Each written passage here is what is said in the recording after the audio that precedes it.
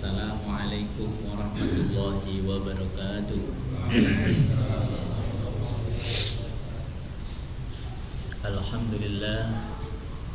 Alhamdulillahilladzi arsala rasulahu bil huda wa dinil haqq liyudhhirahu 'alad dini kullih wa kafa billahi syahida.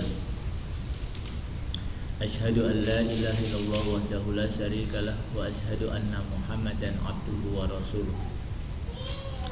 Allahumma shalli wa sallim ala nabiyyil karim Muhammadin sallallahu alaihi wasallam. Ya ayyuhalladzina amanu taqullaha haqqa tuqatih wa la tamutunna illa wa antum muslimun.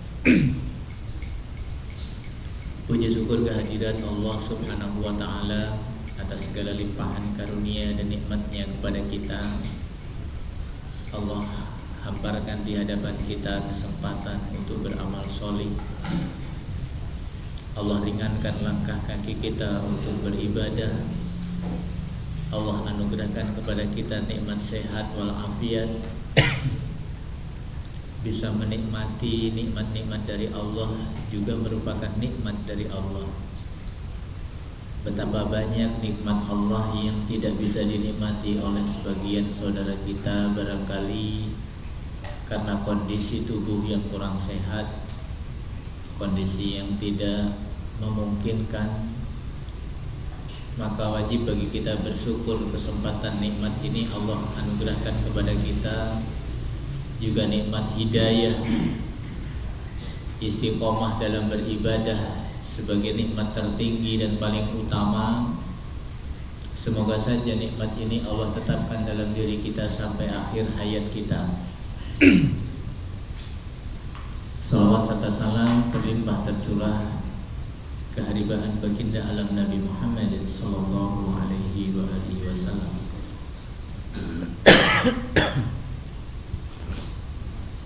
Jamaah kajian ngopi bareng Ustaz, ngetek bareng Ustaz. Yang ngopi kalau di Bandung itu makan kue. Dan untuk ngopi itu makan kue, bukan ngopi. Semoga saja kajian kita bisa semakin besar, bisa dinikmati dan dirasakan oleh saudara-saudara kita yang lain. Sebenarnya ada tips supaya kajiannya itu ramai, ya. Misalnya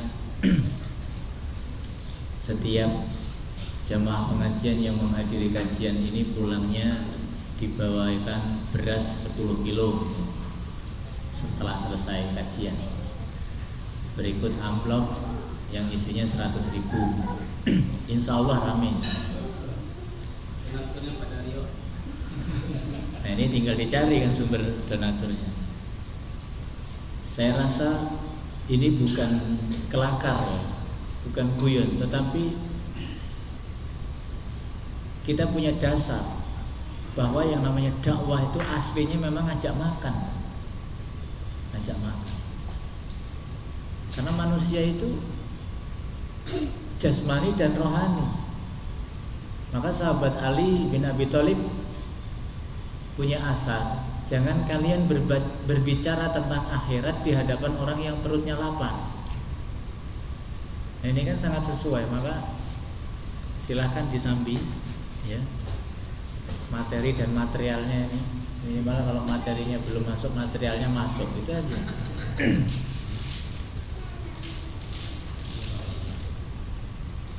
Dakwah itu ngajak bersenang-senang, tidak identik dengan penderitaan, sesuatu yang susah dan sulit.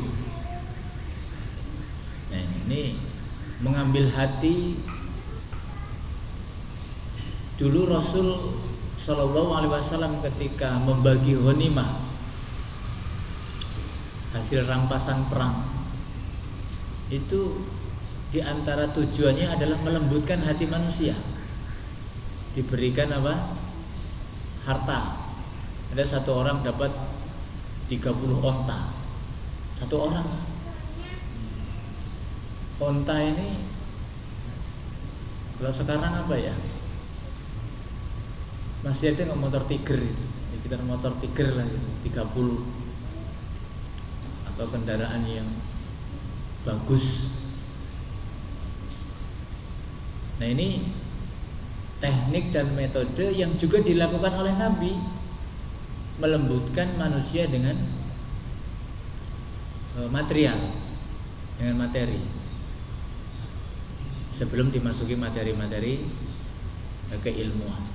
Kalau ilmu sendiri bagi orang yang lapar itu nggak begitu penting. Ilmu itu nggak begitu penting. Yang penting apa? Madang. Nah, yang penting mangan. Penuhi dulu kebutuhan, sejahterakan dulu kebutuhan calon yang akan kita dakwahi itu, kemudian selanjutnya terserah Anda. Nah, baik jemaah sekalian, perkara meluruskan niat, perkara niat ini bisa dilakukan belakangan. Memang niat itu utama dan pertama, tapi bisa dilakukan belakangan. Apa maksudnya? Contoh gini, tidak sedikit umat kita ini yang tadinya niatnya itu bukan niat ikhlas karena Allah.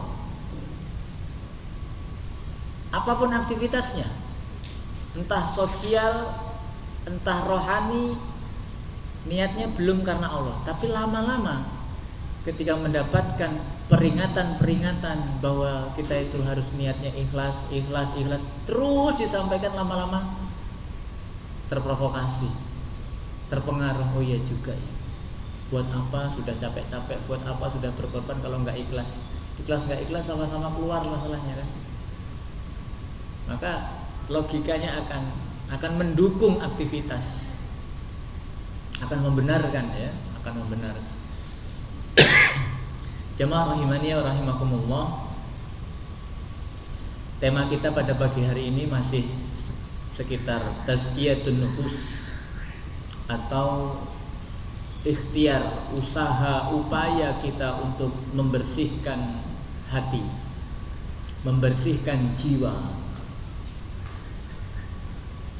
Materi ini begitu penting karena setiap hari kita dihadapkan dengan perkara-perkara yang memperkeruh jiwa. Setiap detik, setiap menit, setiap jam, setiap hari, setiap pekan itu kita berhadapan dengan perkara-perkara yang potensinya itu mengotori jiwa kita. Maka kalau kita tidak imbangi, tidak kita counter dengan ikhtiar pensucian jiwa, maka dikhawatirkan jiwa semakin kotor, jiwa semakin tidak sensitif. Saya pernah mau beli sapi kurban, itu ke peternakan sapi. Pertama kali masuk ke peternakan sapi, saya merasa tidak nyaman dengan aroma kandang. Karena banyak sapi di situ, akhirnya bau sapi. Banyak kambing, akhirnya bau kambing. Cari penutup hidung lah, masker dan lain sebagainya. Karena apa ya, baunya kan nggak karuan. Kemudian saya melihat dan dapati para pekerja di situ itu biasa ngopi, makan, minum teh, makan gorengan. Di situ itu biasa. Padahal mambu letong, padahal bau pesing, kok bisa makan? Itu kenapa aja Pak? Sudah biasa. Abdi mantos biasa. Oh, kebiasaan itu ternyata membuat sensitivitas kita hilang. Bener. Saya agak lama di situ, dibuatin kopi, saya minum juga. Karena sudah ada beberapa saat waktu sudah adaptasi rupanya. Kena oke-nya. Nah maka hati-hati. Keburukan juga begitu. Saya mendapati bahwa orang melakukan keburukan itu awalnya karena kebiasaan. Ini misalnya kita buat batas, yang ke kiri buruk, yang ke kanan baik. Orang yang semakin banyak berbuat baik akan semakin tidak banyak berbuat buruk. Orang semakin banyak mengisi waktu-waktunya dengan kebaikan, maka akan memperkecil atau meminimalisir perbuatan buruknya. Tergantung kita mau pola yang mana. Ini bahasanya, pola yang mana? Pola atau rutinitas kebaikan atau pola rutinitas keburukan. Orang biasa meninggalkan sholat, perasaan tidak ada masalah apa-apa ketika tidak sholat. Itu karena memang habitsnya, kebiasaan. Orang yang biasa sholat kemudian sekali nggak sholat itu, wah, menyesalnya luar biasa. Kok bisa sampai seperti itu? Orang yang terbiasa sholat kemudian melakukan kesalahan, itu kerasa betul, sensitif sekali. Lain halnya dengan orang yang terbiasa nggak sholat, ya, terbiasa tidak sholat, terbiasa berbuat maksiat, terbiasa, maka biasa-biasa saja. Dengan ucapannya misalnya, saya ini kalau mabok cuman 3-4 botol mah biasa. Misalnya ucapannya seperti itu. Bagi penjudi, ya saya mah kalau kalah cuman di bawah 1 juta mah udah biasa, udah rutin itu mah. Ntar lagi rumah saya jual ini kan. Udah kebiasaan. Pokoknya kebiasaan itu hati-hati, menjadi habit. Ya. Maka dulu ada majelis kesehatan pimpinan pusat Muhammadiyah itu merumuskan sebuah rumus, ya, sebuah rumus. Namanya The 9 Golden Habits. Itu nanti bisa di searching tuh, The 9 Golden Habits. 9 kebiasaan emas. Agus Sukoco, Dr. Agus Sukoco, MKes. Artinya 9 kebiasaan emas yang beliau rumuskan itu akan menjadi media pembersih jiwa. Tazkiyatun nufus. Ada 9. Itu dulu merumuskannya itu bersama kami di Bapelkes yang di mana itu, pada Lampung. Contoh misalnya membiasakan puasa sunnah. Tuh, habit pertama, membiasakan puasa sunnah. Puasa sunnah itu ada berapa? Minimal 1 bulan 3 hari. Nah, 1 bulan 3 hari ini boleh kita ambil pada saat Yaumil Bid. Yaumil Bid itu hari putih, maka disebut dengan puasa mutih. Tapi bukan puasa mutihnya eta. Jadi puasa mutih itu yang dimaksud adalah bulan berwarna putih karena purnama, tanggal 13, 14, 15. Maka disebut Yaumul Bid. Bid itu artinya putih, asal kata abyad. Ya, bait kan kita kan susah ngomong bait. Yaumil Bid gitu aja kan. Putih. Kalau masih mampu boleh Senin Kemis. Kalau masih ada kemampuan Senin Kemis. Kalau masih kuat puasa Daud. Masih kuat, nggak ada yang lebih baik dari puasa Daud. Ya, jangan sergap ya tiap hari puasa gitu kan. Karena ada memang orang yang tiap hari puasa, bahkan ada orang lebaran tuh puasa. Lebaran puasa. Katanya saya pernah nanya tuh sama anaknya yang orang puasa di hari lebaran, katanya, ini mau puasanya syariatnya Nabi Adam. Jauh amat Nabi Adam, Nabi Muhammad aja lah. Bukan membeda-bedain, tapi kan sudah ditetapkan, sudah dinasak, dihapus. Jadi puasa sunnah. Yang kedua, tilawah Al-Quran. Kalau yang sering kita dengar itu tombo ati ono limo perkarane itu yang nyanyi Pak Opik ya. Tombo ati ana limo perkarane. Sebenarnya suara saya itu aslinya memang bagus gitu ya. Kaping siji maca Quran sak maknane. Teng tererereng. Jadi membaca Al-Quran berikut maknanya. Tahapan membaca Al-Quran itu ya, ada belajar mahrot huruf, menghafalkan huruf, tajwid, sudah agak bunyi tahsin, ya kan, kemudian menghafal tahfidz, kemudian tarjim, menerjemahkan, tafsir. Nah, ini lebih tinggi lagi, jangan gur tajwid wae, naik kelas ini namanya. Dari dulu tajwid, mahroj, sudah nggak ningkat-ningkat ini. Tahfidznya kapan? Tarjimnya kapan? Tafsirnya kapan? Setelah tafsir itu masih ada tansir, menyebarkan, mengamalkan. Al-Quran itu dipopulerkan, diviralkan. Nah, itu bahasanya. Ya, semua orang supaya tertarik terhadap Al-Quran. Maka pembelajar Al-Quran itu menjadi terbaik generasi. Khairukum man ta'allamal Qur'ana wa 'allamahu. Ini diagendakan itu. Berapa T tadi ya? Tajwid, tahsin, tahfidz,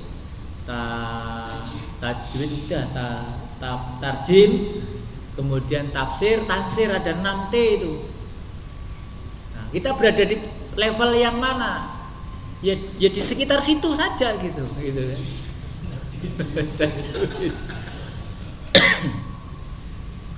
Nah, ini habits, kebiasaan. Bisa berpengaruh terhadap kesucian jiwa. Kaping loro apa kaping pindho ya? Kaping pindho. Salat malam, qiyamul lail. Qiyamul lail ini memang berat. Bahkan ada seorang ulama yang saking beratnya itu menggambarkan. Beliau itu menggambarkan untuk dirinya sendiri. Aku telah menyeret ruhku selama 60 tahun. Menyeret ruhku untuk membiasakan menikmati sholat malam. Jadi memang harus diseret-seret ini. Diseret ini menunjukkan apa? Agak sedikit dipaksakan. Ngantuk bener, apalagi malam Ahad barusan bergadang, ya kan? Maka Nabi itu mensunahkan setelah sholat isya tidur, bukan ngobrol. Ya ngopi, ya boleh sih, tidak masalah. Tapi saran dari Nabi itu apa? Tidur setelah sholat isya. Supaya apa? Nanti bisa bangun malam. Kalau kita pengen mendapatkan derajat orang-orang yang ikhlas, bangun malam. Karena apa? Bangun malam itu gak ada yang lihat. Semua tertidur kan.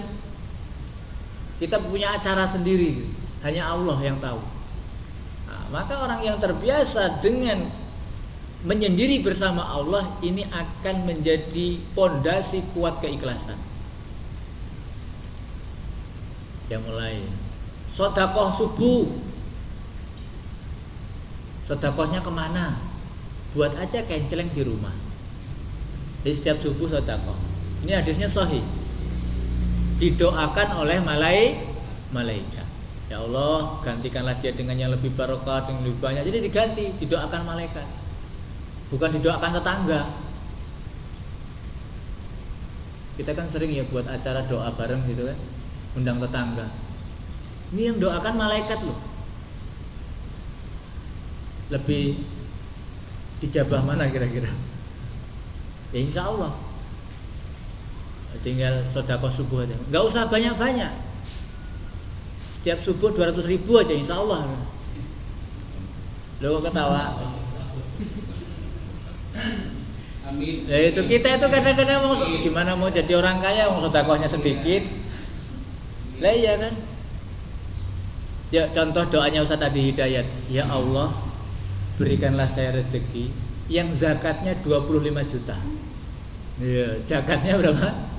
25 juta. Berarti berapa tuh? Ya, itu zakatnya aja segitu. Kita tuh zakatnya aja 2.000 ya, pantas. Penghasilannya 100.000. Ya memang begini, enggak. Ini konsep, mindset kita saja sebenarnya. Ya kalau saya memang cita-citanya nggak pengen jadi orang kaya sih, makanya saya sedikit aja. Tapi sungguh silahkan. Itu menjadi habis sampai 9. Artinya apa? Aktivitas, rutinitas, habit, kebiasaan ini ketika dipola dan diinstal kepada kita, dibuat jadwalnya, schedule-nya, pasang di rumah, di tembok kamar, jam sekian sampai jam sekian saya ngapain, jam sekian. Pokoknya 24 jam itu diisi semua, ya, di schedulekan, di jadwal. Itulah rutinitas kita. Bismillah. Ya kalau melanggar sekali 2 kali apa ya, langsung dilihat dulu komitmennya seperti apa. Jadi kita perlu membuat mapping arah hidup kita. Ya kalau semua ditanya, semua tujuannya mau pengen masuk surga atau tidak? Pengen. Petanya udah dibuat belum? Nah eta, itu dia, belum buat mapping, belum buat arah tujuan. Saya pernah menulis di status WA saya, malam bergadang membahas tentang konsep hidup sukses. Itu didiskusinya itu di malam sampai bergadang. Paginya tidur sampai sore, besoknya siangnya tidur sampai sore. Nyambung nggak nih kira-kira? Nah iya. Jadi membahas masa depan sampai larut malam, siangnya tidur sampai sore. Ya kerjanya ya menghayal itu. Ya memproduksi hayalan. Nah ini kita kalau belum mampu untuk istiqomah, ya maka dibimbing dengan catatan-catatan tadi, jadwal, dibuat jadwal, gitu kan? Kalau nggak dipandu dengan itu, kita offset kadang-kadang. Seharusnya jam 7 sudah sarapan ya. Nah sarapannya itu nanti jam 8, geser itu dah, ya kan? Jam 9 ngemil. Dia habis sarapan ngemil, ya kan? Apalagi kalau di daerah Tanggamus, kalau cuman makan pisang goreng sama bakwan ini namanya bukan sarapan, ya. Namanya makanan pagi. Iya. Jadi sarapan itu nanti kalau sudah ketemu nasi, lontong itu bukan sarapan, itu apa namanya? Makanan pagi. Itu bisa berpengaruh terhadap jadwal yang lain nanti. Tulis sholat zuhur jam 12, jam setengah 12 harus istirahat. Kalau mau tidur siang, sunnah tidur siang itu. Tapi jangan lama-lama. Tidur siang misalkan 7 jam, ya kelamaan, habis waktunya. Qailullah itu tidur siang disunnahkan oleh Nabi. Ya boleh sebelum zuhur, boleh setelah zuhur. Itu untuk ya kita itu namanya apa ya, fisik ya, butuh diistirahatkan, butuh diberikan refreshing seperti itu. Nah, itu boleh tidur siang, bahkan itu disunnahkan. Ya, kata Nabi, tidur sianglah kalian karena setan itu tidak tidur siang. Boleh cari hadis, setan itu tidak tidur siang. Itu bukan berarti yang tidak tidur siang itu setan gitu ya. Itu jangan pakai pemahaman yang menyimpang. Baik. Nah, keburukan juga itu karena kebiasaan. Kita sebagai kaum dewasa itu biasanya orang dewasa itu dijadikan dalil untuk anak-anak. Ya, alangkah banyaknya kita itu melakukan sesuatu karena memang ini adalah pernah dilakukan oleh orang tua kita. Nah, maka kita menjadi orang tua yang benar. Saya kemarin melihat anak-anak kecil itu pada main remi, Pak. Saya tanya, kamu dapat kartu dari mana? Dari rumah. Lah sing tuku sapa? Kan bapaknya kan berarti kan? Nah, iya. Pada main remi. Kok kamu bisa main remi? Ya diajarin. Wah, main remi itu harus dimurojaah juga itu, kalau enggak lupa. Ya kan? Saya bisa main remi itu. Karena dulu diajarin. Gaple, oh ini ketemu ini. Katanya olahraga otak. Ya otak itu jangan dikasih olahraga gaple lah ya.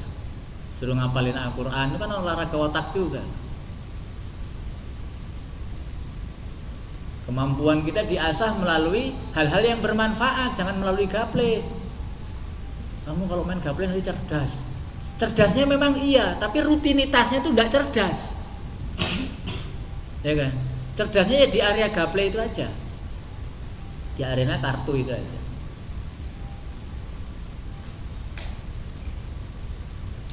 Bisanya terlihat cerdas itu karena kebiasaan.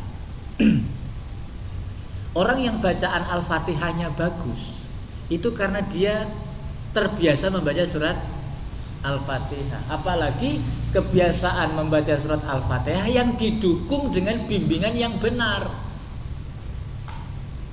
Ini banyak orang berhayal, saya pengen bacaan Al-Qurannya bagus, tapi nggak pernah ngaji. Ya agak sulit. Saya pengen kayak orang-orang, maaf misalnya nih, saya pengen pintar main gitar, tapi nggak pernah mau beli gitar untuk belajar misalnya gitu ya. Ya ngaji itu karena terbiasa juga, bacaannya terbiasa di murojaah, terbiasa dibimbing oleh guru, akhirnya dia bisa bagus. Basis atau basic suara memang menentukan juga ngajinya bagus atau tidak. Tapi kalau tidak dengan bimbingan kebiasaan ilmu, maka nanti yang pendek dipanjangkan, yang panjang dipendekkan. Atau mungkin kalau tidak terbiasa itu nanti mudah salah juga. Kalau orang tidak terbiasa baik itu biasa salah. Contoh kemarin ada ujian ingin menjadi tentara, itu apa namanya ya? Tes masuk tentara itu dites, kamu hafal Al-Quran? Siap, hafal. Coba bacakan. Siap. A'udzu billahi minasyaitonir rajim. Bismillahirrahmanirrahim. Yasin wal Qur'anil hakim ala siratil mustaqim siratal ladzina an'amta 'alaihim ghairil maghdubi 'alaihim waladdallin. Itu karena enggak biasa jadi grogi. Yasin Al-Fatihah. Nah, kebiasaan ini kalau memang betul belum biasa, itu kita masih berpotensi geser. Ya. Ala siratim mustaqim siratal ladzina an'amta 'alaihim. Ya ini mungkin contohnya nggak relevan ya, tapi yaitu kenapa bisa terjadi seperti itu? Karena belum mapan, belum permanen, belum asli. Nah, maka akhlak itu dalam sebuah definisi itu adalah sifat yang permanen. Itu akhlak. Sifat baik yang permanen. Permanen kenapa? Tidak dibuat-buat, tidak terpaksa, bukan drama, ya kan? Bukan drama. Kalau drama itu semua orang bisa berperan. Orang jahat bisa, orang tidak baik bisa berperan jadi orang baik. Nah, itu tapi nggak permanen kan, nggak aslinya seperti itu. Nah, inilah yang perlu kita pertahankan. Olahraga pensucian jiwa ini membutuhkan daya dukung yang kuat. ya, daya dukung yang kuat supaya benar-benar ketika kita itu menghadap Allah, ya ayyatuhan nafsul mutmainnah irji'i ila rabbiki radiyatan mardiyah fadkhuli jannati fadkhuli fi ibadi wadkhuli jannati. Itu benar-benar menjadi jiwa yang mutmainnah. Kita ini mungkin masih jiwanya masih jiwa apa? Nafsul lawamah, jiwa yang terombang-ambing. Apalagi sampai nafsul syai'ah. Ini naudzubillah min dzalik. Baik, barangkali itu saja materinya, tidak usah panjang-panjang.